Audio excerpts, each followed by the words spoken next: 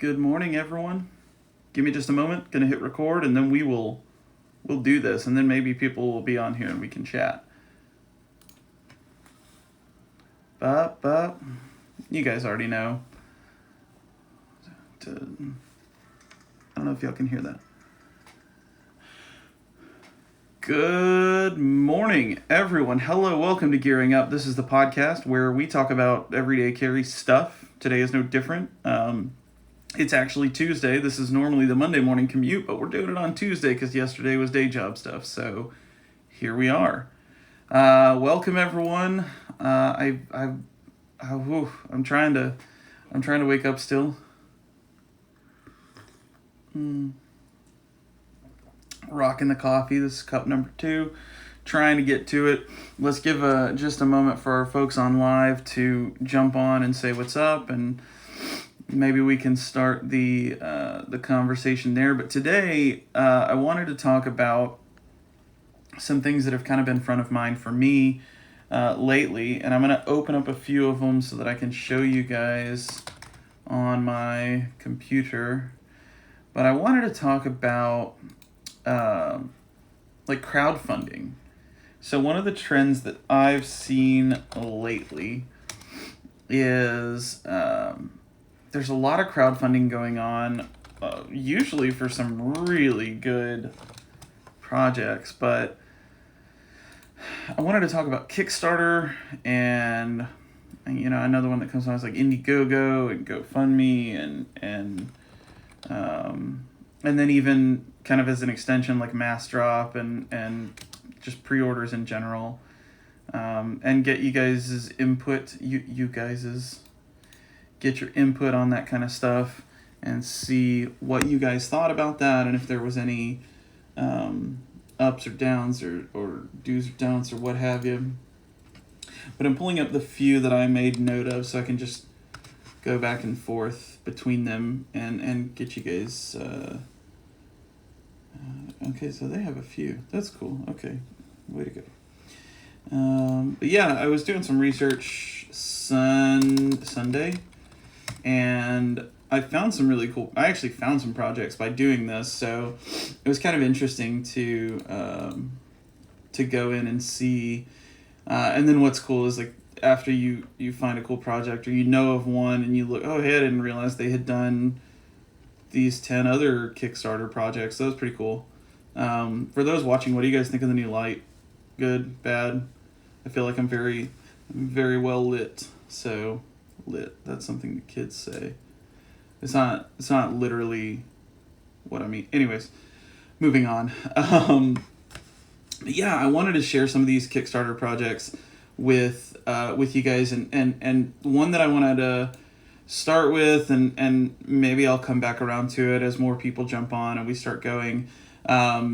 But the first one I wanted to talk about is the shield. So from Damn Designs, I've been talking with Adrian a little bit, super cool guy, and he's just, in terms of like designing and manufacturing and stuff like that, his stuff is awesome. He's got a great line of stuff. So GZM picks this. I think Kickstarters are pretty good just because you get to really vote with your wallet, and it's all down to the maker and their ability to come up with an interesting design. Yeah, I mean, absolutely. And it's one of those things where, yeah, I mean, voting with your wallet is really like the best way to put it, right? That's exactly what these Kickstarters do. Now, yes and no. I mean, it is voting with your wallet, but at the same time, it's not necessarily voting, because there's really not like, like with the shield, there's not 10 different designs, right? You're picking your favorite. You're really just like it is or it isn't, right?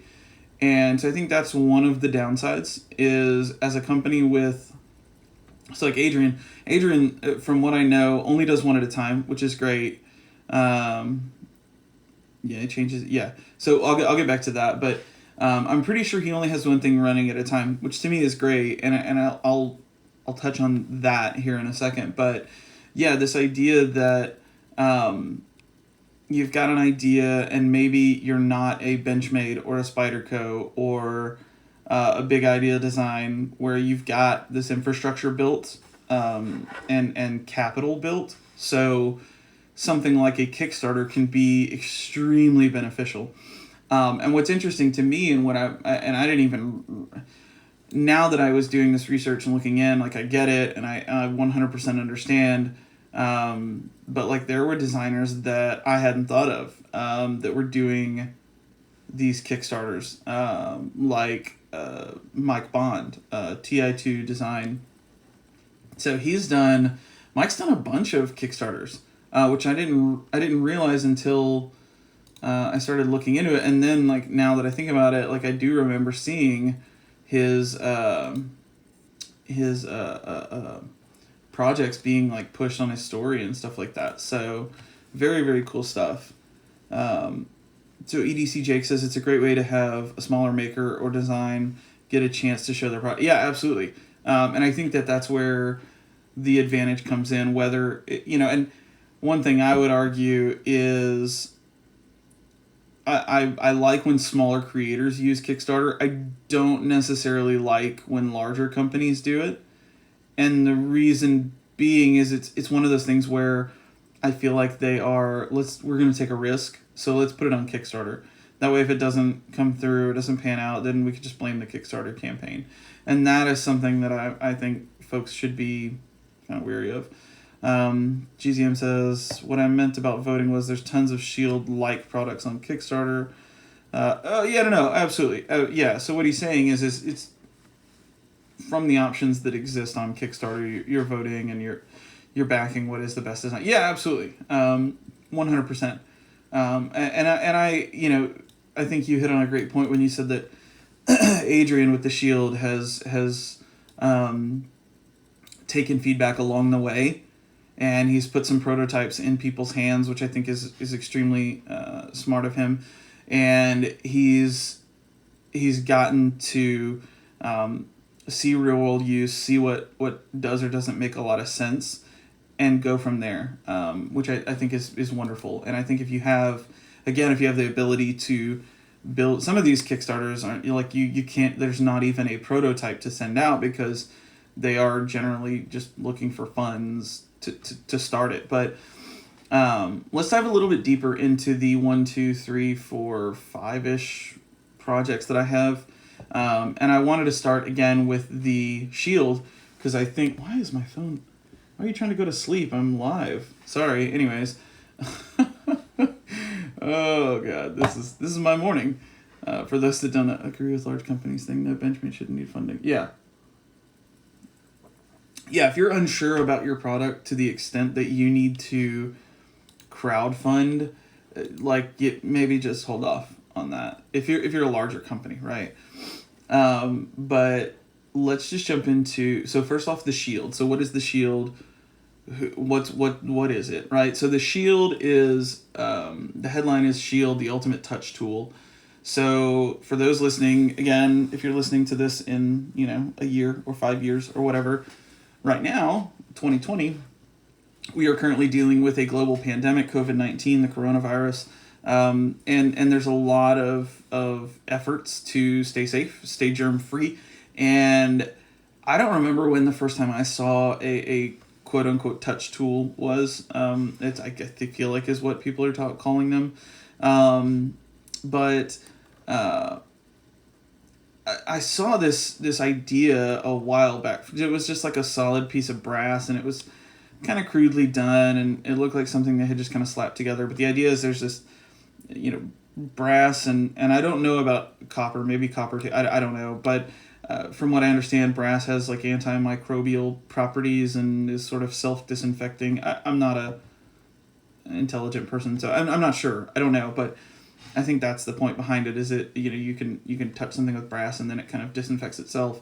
But this idea of having a tool so you don't have to touch as many, because what's crazy to me is in this pandemic and going through sort of the quarantining lifestyle and all that stuff, it really has given me an idea of how much I actually touch. Like, it's crazy. I try to keep some gloves in my car if I'm going to like the gas pump or something, because I don't want to, like, I'm touching my wallet, my card, and the buttons for my pen and the pump, and then there's just so many things. So these tools started popping up as a way to sort of curb what you're touching so much, and the shield is probably the most unique design that I've seen.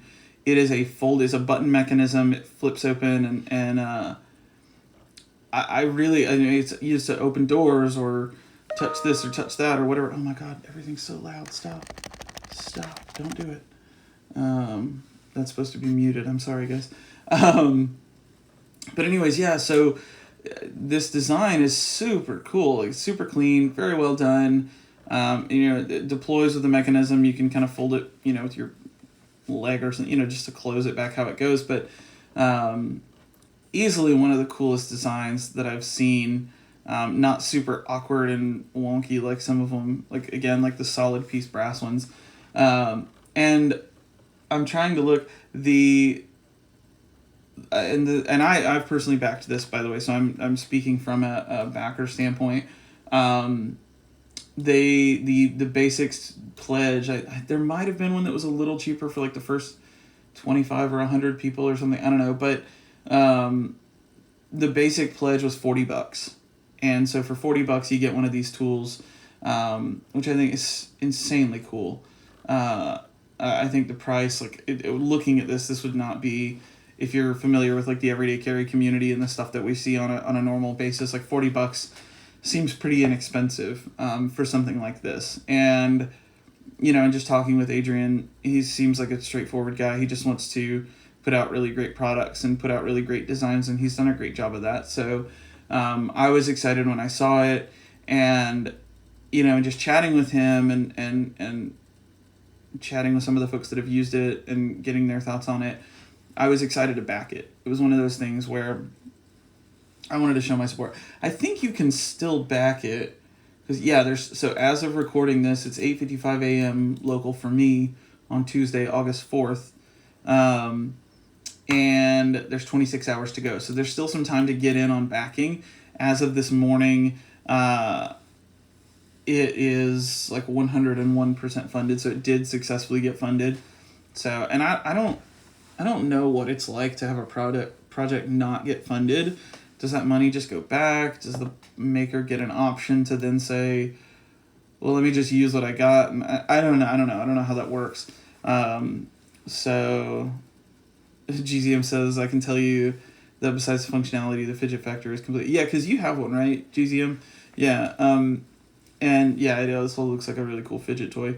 EDC Jake says, do you feel like after this virus is over, the product will still be used and purchased by people? Not so much purchased. I think he's getting in at a good time. Not that he's capitalizing on it, right? But at the same time, I think there is a need for stuff like this, and I think I will continue to use it, again, just now being a little bit more conscious of how much goes into touching, and yes, that to me is so yeah, I mean, I'd like to continue using it, and again, outside of the normal scope of functionality, normal being a funny word now, just because of everything that's going on.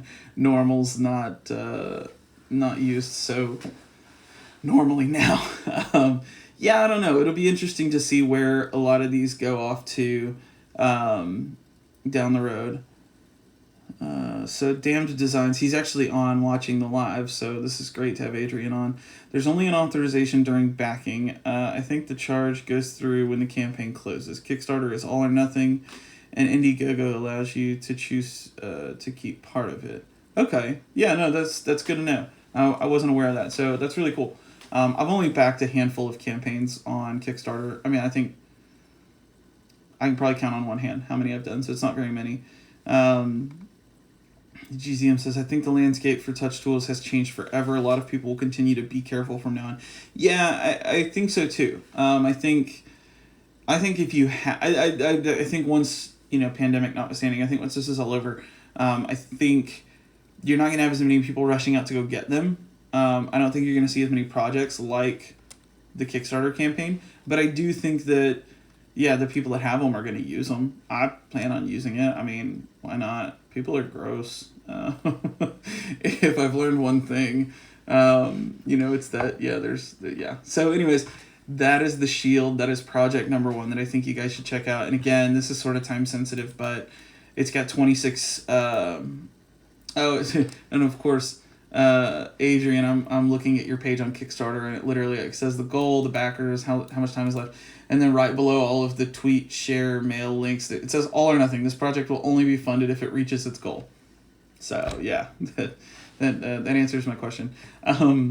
But yeah, there's still time to get in on this if you guys are listening within the first day of me posting this. So go get in, go grab a shield tool. There's $40 or more. You can get a shield.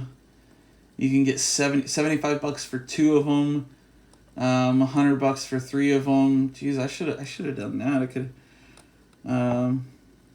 Oh, and Adrian says, for me, this is a one and done product. I won't be making any more other than those produced for the campaign. So that's good to know. Hashtag limited edition. Hashtag COVID edition. Hashtag funded. I don't know. Anyways, so, oh man.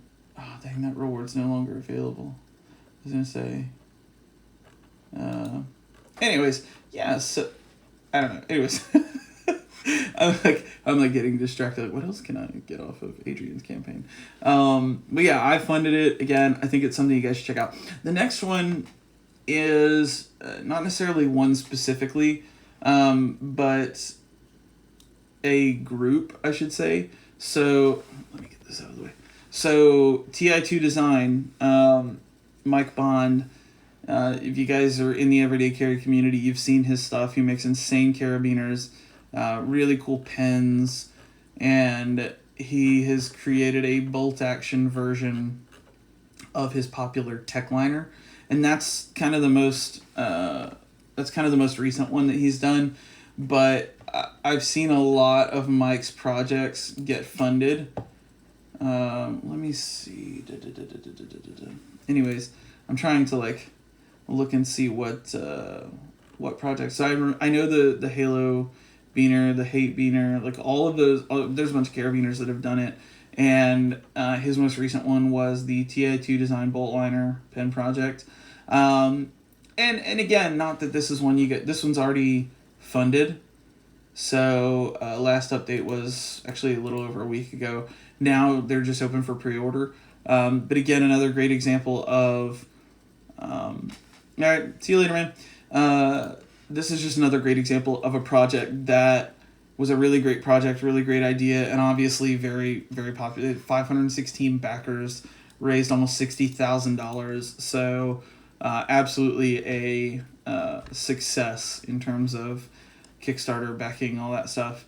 But a very cool design, and again, a very cool company. I love the work that Mike's done. Oh, dang. I need one of those. This is dangerous. Y'all are going to get me in trouble. Anyways, so I highly recommend you give TI2 Design a follow and check out. I don't know if he's got anything coming up, but it was absolutely worth, checking out his Kickstarter stuff. Number 3, the Ion by Glow Rhino. So I've seen Glow Rhino popping up on a few different pages, or on a few different feeds, and they you didn't miss we're talking about Kickstarter stuff, so you missed a little bit, but just go back and listen later on. Yeah, so right now this project has right now I'm looking at the Ion by Glow Rhino on Kickstarter. They have 11 days to go. They've got almost $10,000 pledged. Their goal is $25,000, so still a little ways to go, but they have rewards starting at $10. By the way, nobody asked me to talk about any of these projects. I don't know anybody behind Glow Rhino. I've talked to Adrian a little bit, but I did back it, so whatever. But anyways, I just disclaimer for some people. But Glow Rhino, I don't know much about them. I found them on the podcast Instagram, or they followed me or something, I don't know. But over on Instagram, they're under 1,000 followers, so not a huge account, but they absolutely seem to love tritium. For those that don't know, trit is glowing isotope something, I don't know. They talk about it on their Kickstarter page, so you guys can go learn about that too. But basically, Trit glows without, you know how normally like to like lume on your watch or something, you have to shine some light on it and then check it in the dark. Trit just glows because it glows. I'm not gonna get into it. But these are glow rhinos based out of Detroit, is what it looks like. And right now, the project, the Ion, is a small keychain knife. Now, right out of the gate, my one, I guess, criticism for them on this, and you know, if they listen back to guys, I think what you're doing is incredible. So don't take this as a knock. It's very similar to like a James Brand Carter. Just that's the design that comes to mind when I see this thing.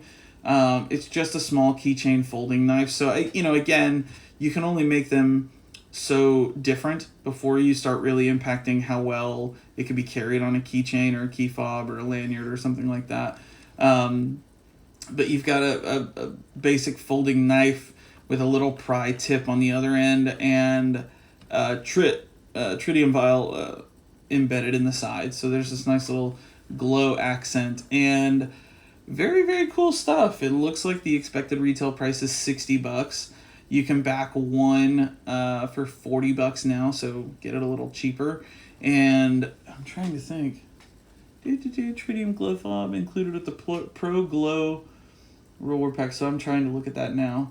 What's a Pro? So here we go. So $70 gets you the black ion and extras. So it looks like you get a little key fob with some tritium in it as well.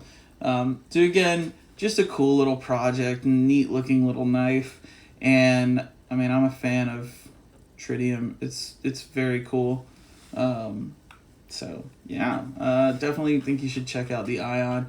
I like their pry bar, the glow pry that they have, because it's a really sweet. I'm a sucker for pry bars. It's really sweet and it's got trit in it. So very, very cool stuff. VEDC is asking, what's the steel on the blade? I have no idea. Let me look. The blade steel is Sandvik 12C27. I don't know what that is, but that's fine. And again, for the kind of knife, I mean, it's a very small knife. So for the type of tasks that you would put it up to, blade steel only matters so much, in my opinion. Some people want 20 CV keychain knife, whatever. That's, you do your thing. Want to buy knives? What? No, stop. No, stop. Don't do that. Anyways, yeah, so that's the Ion. I think that's another really great project you guys should check out. Let's move on. There's two more that I want to talk about before we get into something other than Kickstarter. But here's another one that I found. I don't know anything about them, but it's the Orion Knives Solaris. 16,000 bucks out of 25,000 and 34 days to go. So very much on track to get backed, but $80 will get you polished satin blade red accents. Looks like it is 14C28N. Joe's coming. I sound like a fanboy. So GZM says, yeah, you'll love what Adrian has coming. Damn design. So the shield we talked about first. Yeah, I've seen his pry. If I remember correctly, there's a trip vial in the front and a level on the backside, which that sounds amazing. Adrian, that's by David, Blade Banter. You're talking about the Orion is by David? Because that's cool. If it's coming from someone in the community, that's really cool. I just don't know anything about it. If you have it on your keys in your pocket, you don't rest him, it's good. Yeah, okay. So, in March 28th, our YouTube channel called Blade Banter. So, okay, so this is cool. I didn't know this. I don't follow a bunch of folks on YouTube in the knife community. I have my personal YouTube channel. I have stuff that I watch, but I don't watch a lot of knife stuff on YouTube. A few Nick Shabazz videos every now and then, but Blade Banter is a YouTube channel. March of 2018 is when that started. But anyways, so this looks like a design that's coming from Blade Banter. So that's really cool. And again, this is another great example of this is another great example of the community coming together, and a maker that necessarily doesn't have a big company or the means or the production or any of that stuff to just go for it. But obviously he's built an audience on YouTube, and he's built a following on social media, and he's put them over to this Kickstarter campaign. And again, very much on track. I think it's a really attractive looking knife. You guys know I'm not a huge fan of flippers, so I'm a fan, but I also want to take the flipper tab off, because, there's that. But anyways, the Orion, this is really cool. Now I want to check out Blade Banter. I want to check out this campaign, and I want to keep an eye on it, because that to me is really cool. I love seeing campaigns like this that are built by folks within the community. And again, going back to Adrian and Damn Designs, like, he's done a really great job of integrating with the community, talking with, getting feedback and keeping a conversation going. And I think it's extremely important. And again, I don't know anything about Blade Banter or the Orion, but absolutely love. Well, this is Orion Knives Solaris. I don't know, but anyways, that's definitely one to check out.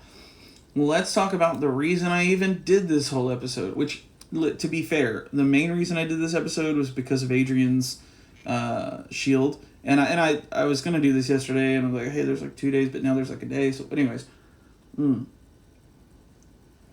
yeah. So the company that really got me thinking about campaigns is WESN, WESN. WESN Goods did a Kickstarter campaign a while back for the Henry.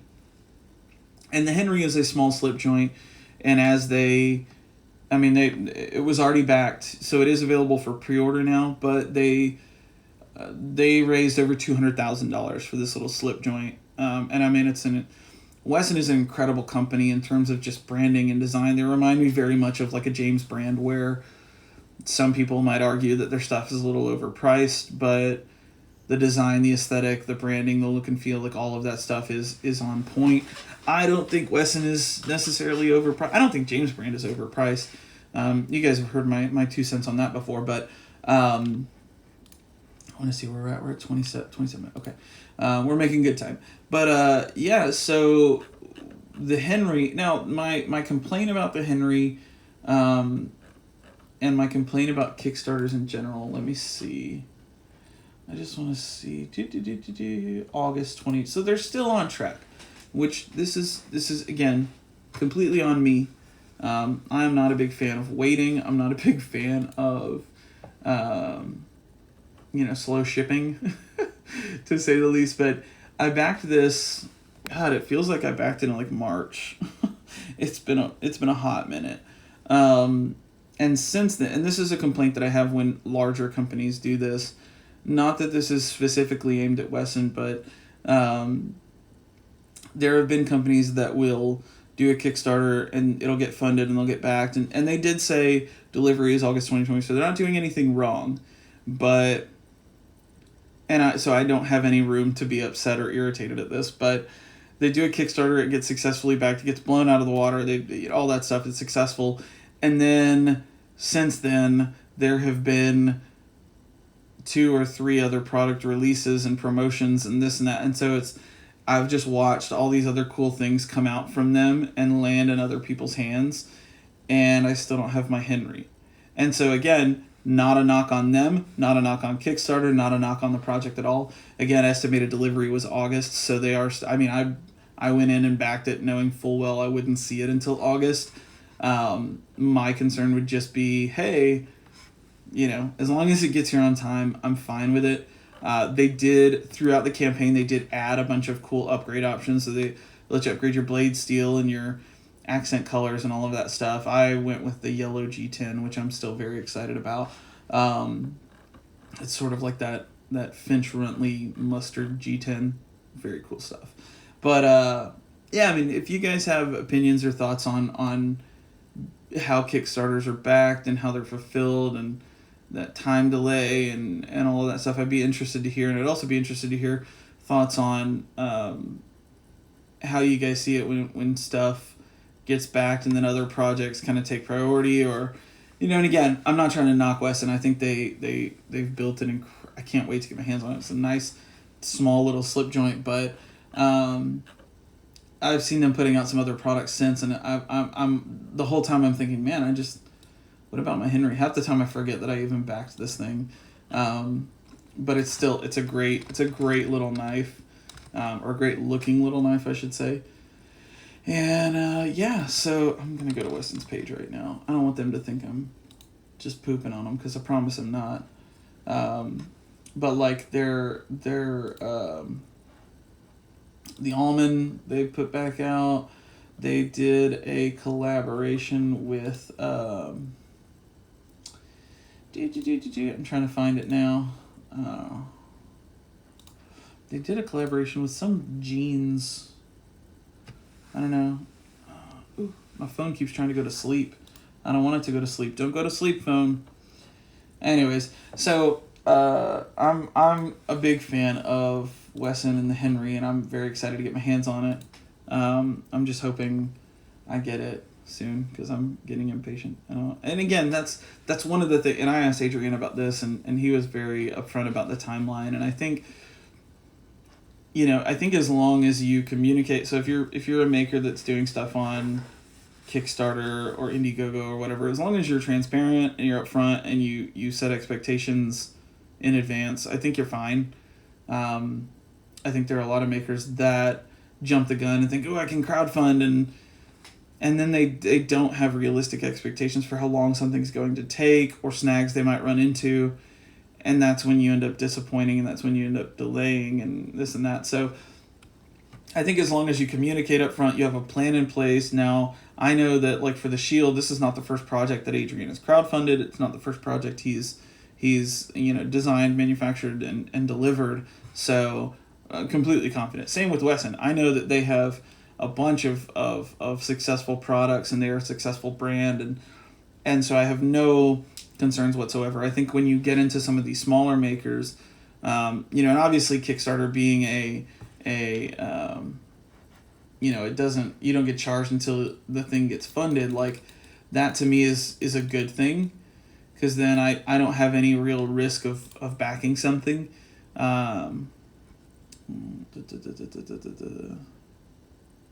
Okay, yeah.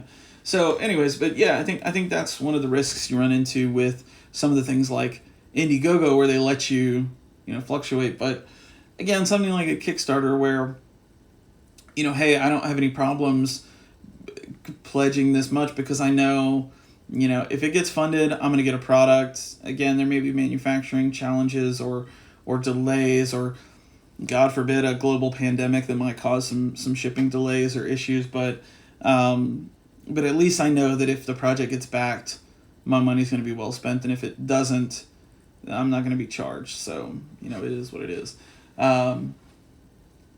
Do I think that it's the best way for everyone? No, but at the same time, I still think it's a great option. Again, perfect example being, the Blade Banter, the YouTube channel, which I just went and subscribed to, because I've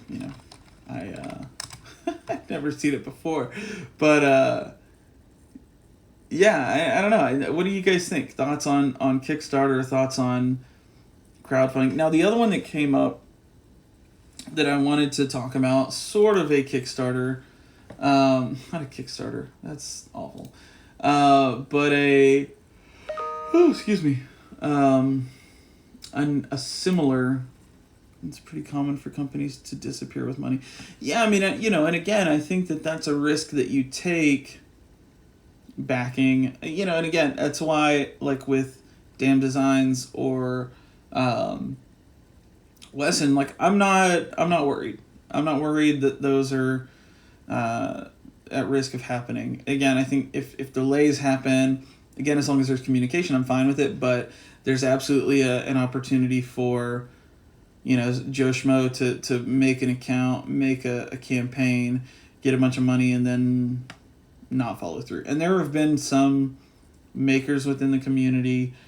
I don't want to call anybody out. I can't think of their name right now, but there's one that comes to mind that makes like coins and spinners and something that gets a lot of crap for doing something like that. So anyway, if you know who it is, then you know who I'm talking about. But yeah, I mean I think there's a risk anytime you try to do some crowdfunding as a buyer.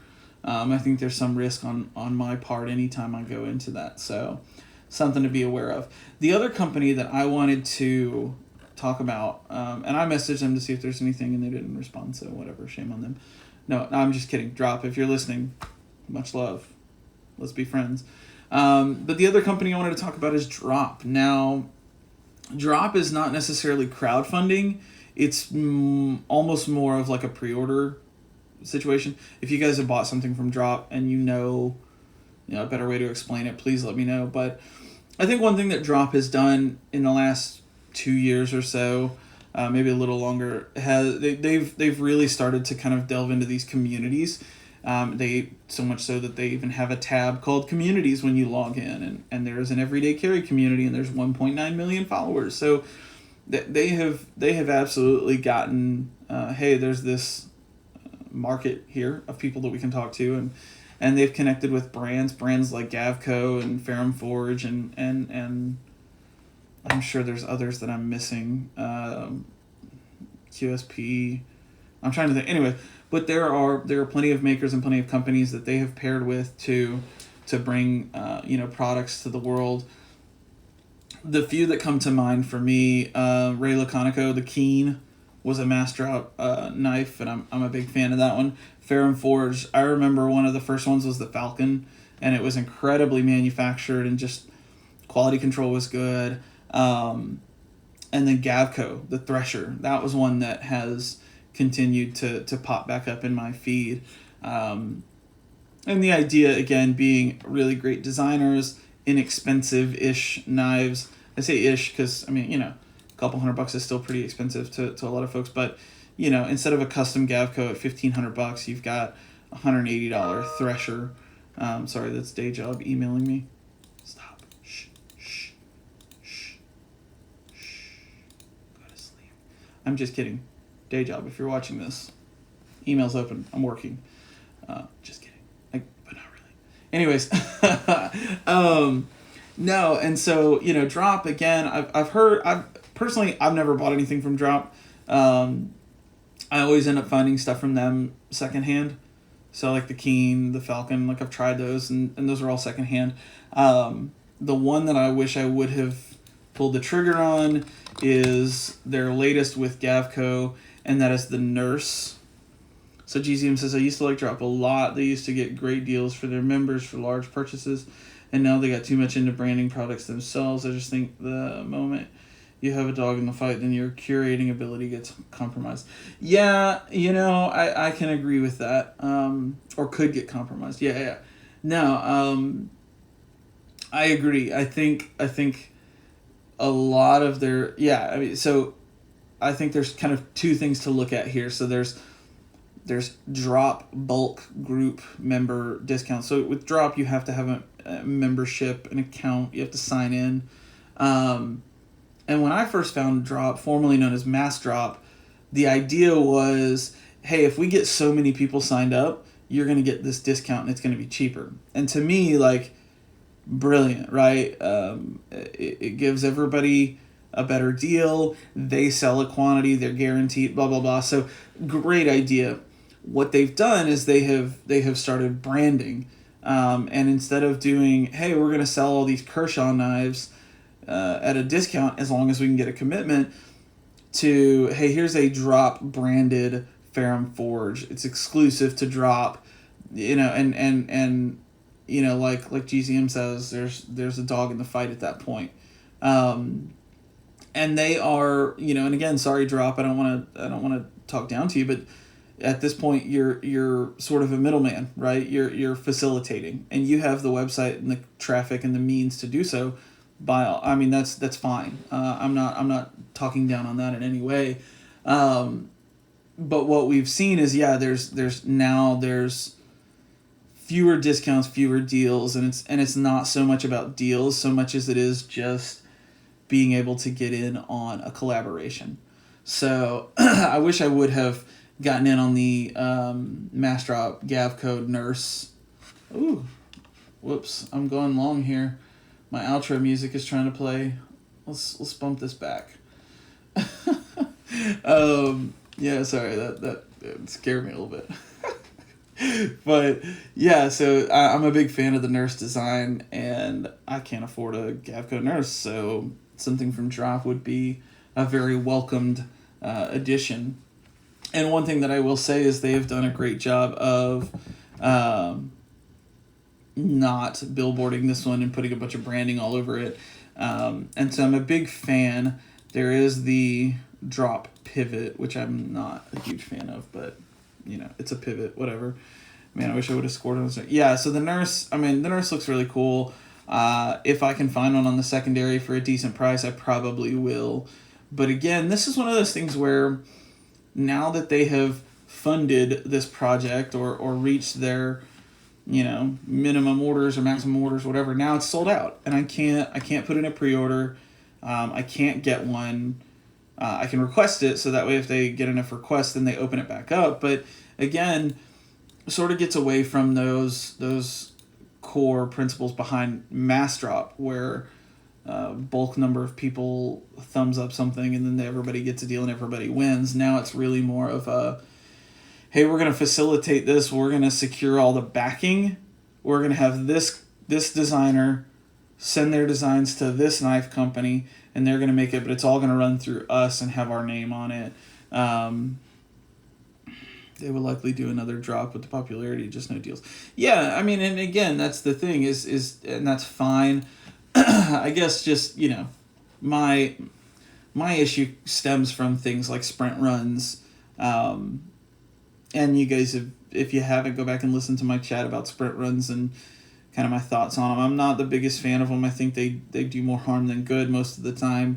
And this is not much different in that it is a time-sensitive drop. You're pulling at that heartstring of I got to get in now, you know. And again, I'm guilty right now. I'm saying I wish I would have gotten in on it because it's a cool-looking knife, but timing wasn't right. And now if the timing is right tomorrow, I can't get one. So it's just one of those things. And I've heard really great stories from Drop. I know there's a lot of people that collaborate with them, and that's one thing that I will commend them on is they've done a really great job of getting into the community, talking with folks in the community, and really trying to put their stuff in front of folks.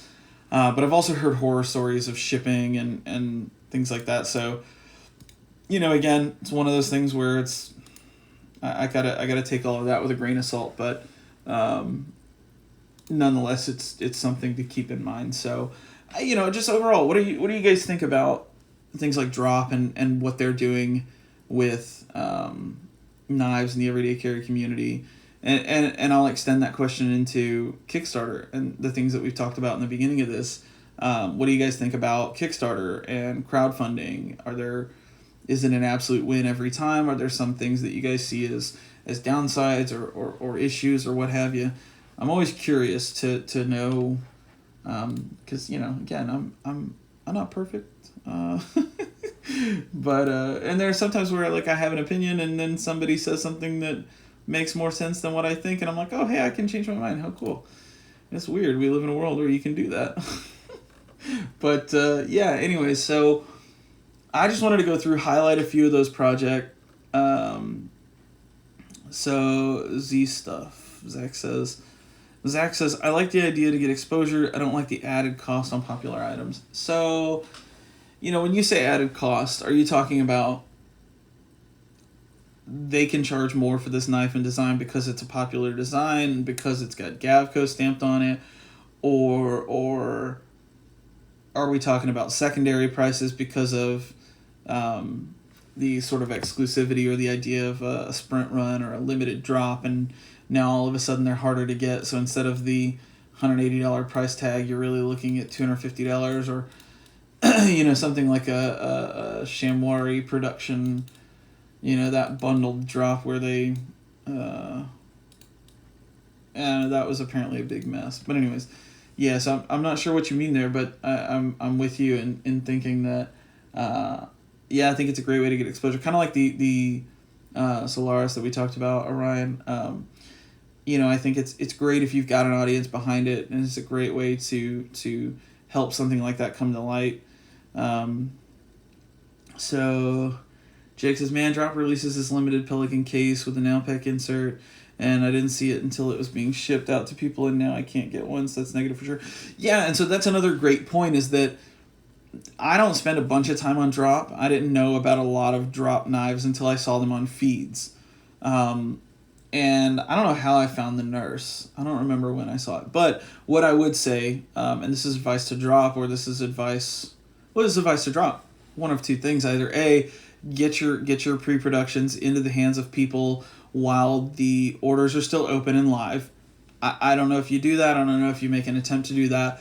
But that's step number one. Step number two being, as you start shipping things out and things start being delivered, open them back up. Or schedule it to be open. But hey, things are starting to be delivered. We're going to open up a small run of 100 pre-orders, whatever, and continue to build some hype that way. Because I think, there's nothing more frustrating than, ooh, I like that a lot. Where can I buy it? Oh, out of stock. Oh, that sucks. And I expect that from a small maker. I expect that from, a Coke Tools, where he posts this really cool tool where he only made 5 of them, and he posted them up to his 100,000 followers, whatever he's got now, and they're sold out in minutes, right? I expect that from a single man operation or a small company. But when when mass is literally in your name, or it was, and you're mass producing things, if you're going to put something into production, make it available. Because again, I think you shoot yourself in the foot when you have potential customers that are just out of luck, and that stinks. Zach says both ideas Drop, not offering deals on popular items in the secondary. Yeah. Yeah,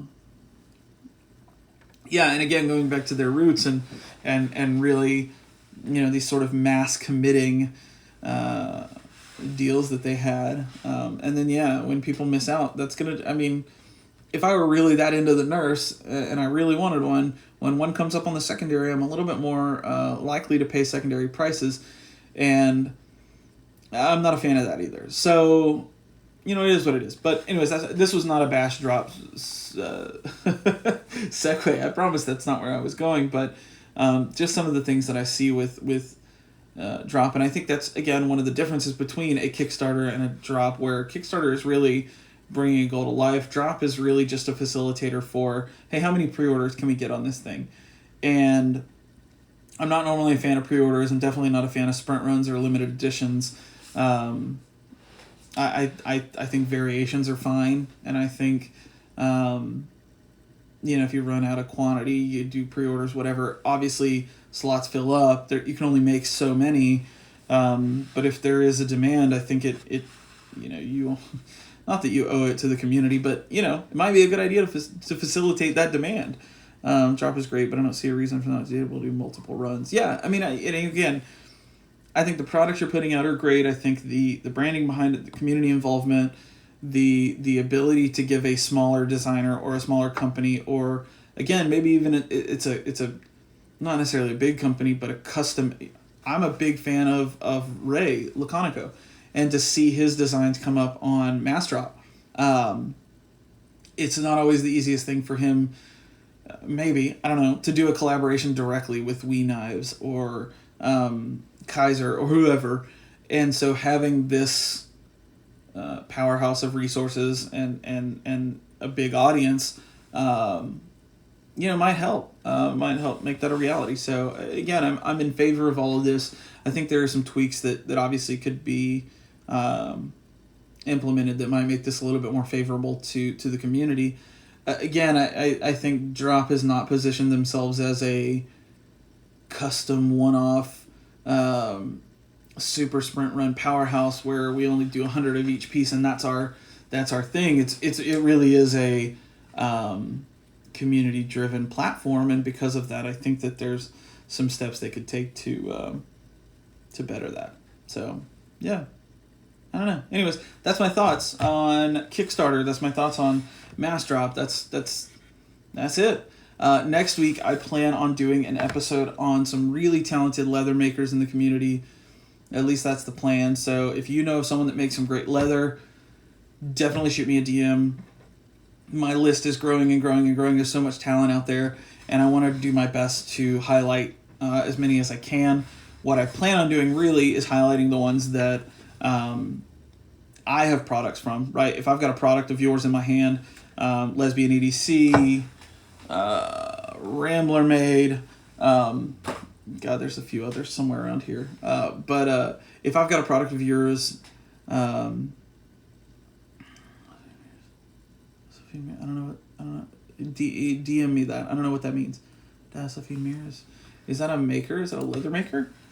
Oh man, am I about to find somebody new right now? Anyways, that's what's going on next week's episode. So be sure you guys jump in and chat with me.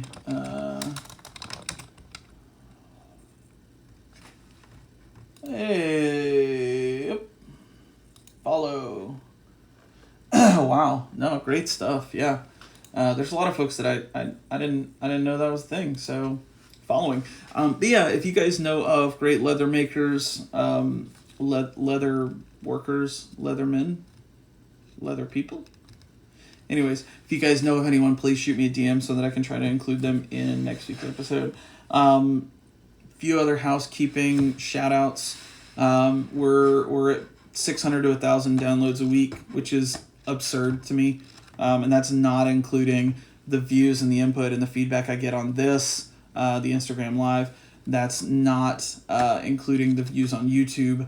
So I cannot thank you guys enough for the support.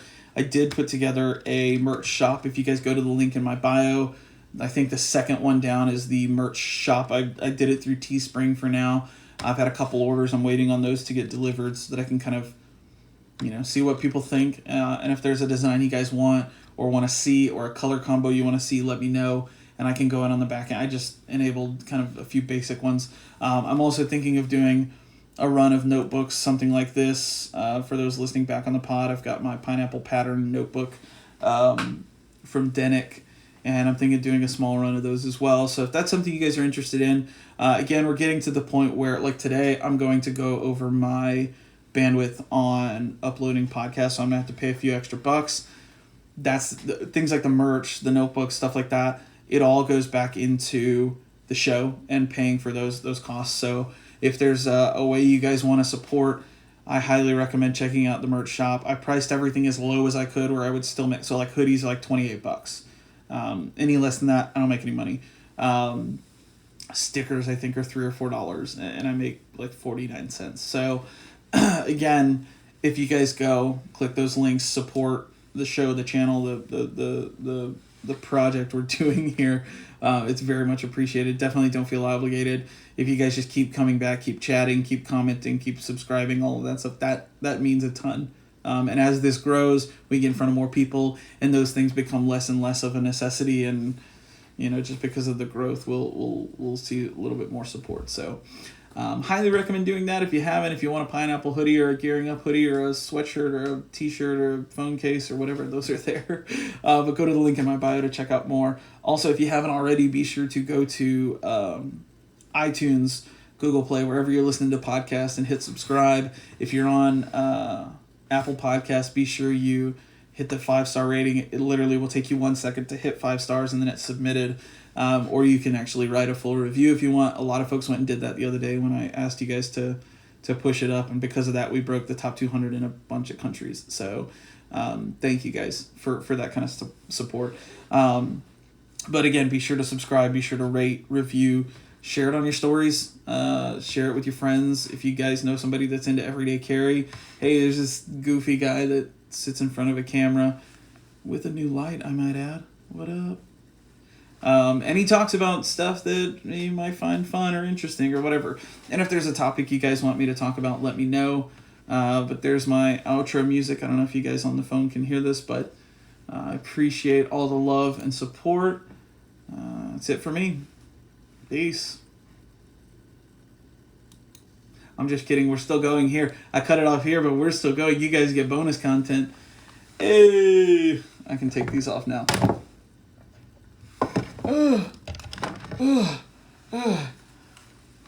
This is amateur hour. This is why we do what we do.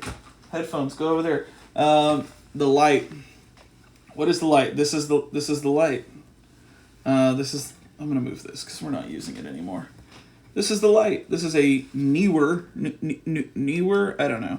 I got it off Amazon. It's a bunch of LEDs. I think I just had it like this. Wasn't very bright. But it's got these little things, so it's a little warmer. But I just did that to light this side of my face because I'm sitting in front of windows and the lighting's not exactly even. But it's crazy how different like that is versus that. I don't know. I'm not much into video, but that's pretty cool to me. So I'll probably be using this a little more, but I have one of these things so I can, I don't know, hang it on my monitor or something. But this is, yeah, I'll probably be using that again. That's pretty cool. There's actually a light that I want to get. It's been on my wish list on Amazon for ages, and I just haven't pulled the trigger on it. And that is a, let me find it. It's an RGB light. And it's just, I mean, it's probably 2 or 3 times bigger than that. And it's actually an RGB panel, so you can change the colors. And it's rechargeable and all that stuff. That's what I really want. Because then I can use it as a cool accent light on pictures and stuff like that too, with some different colors. This might be the one I'm thinking of. Let me see. You know, something like this, where it's like, I mean, charging your phone is cool too, but really, like, just this idea of having an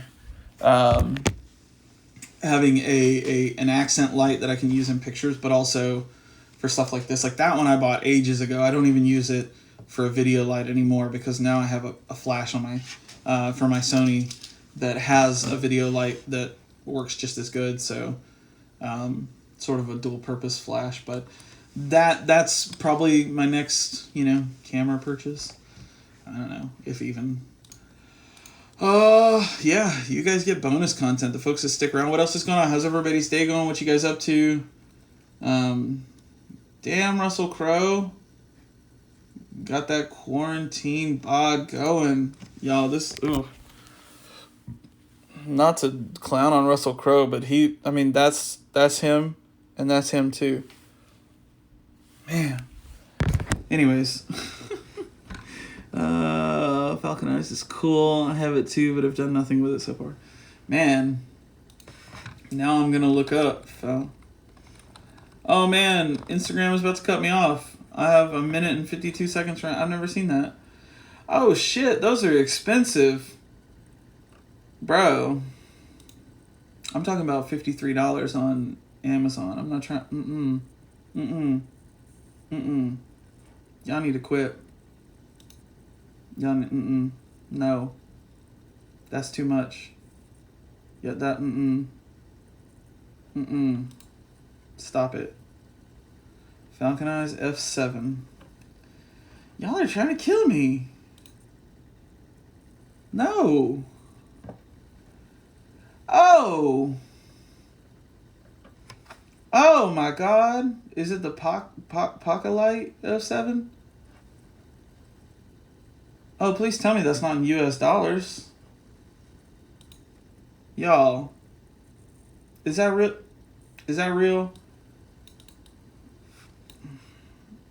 No, that is not. No, that's not real. Bro. That's not cool. That's a lot. All right. I'm out. $100. Well, this is HK 1099, so I don't. That can't be USD. I'm okay with $100 light. $1,000 light, we got a problem. It's bigger. All right, I gotta cut this off. I got 20 seconds to count me down. So, subscribe, rate, give me a thumbs up, leave a comment, turn on the notifications, all that YouTube shit that people do. Yeah. Thanks. Bye.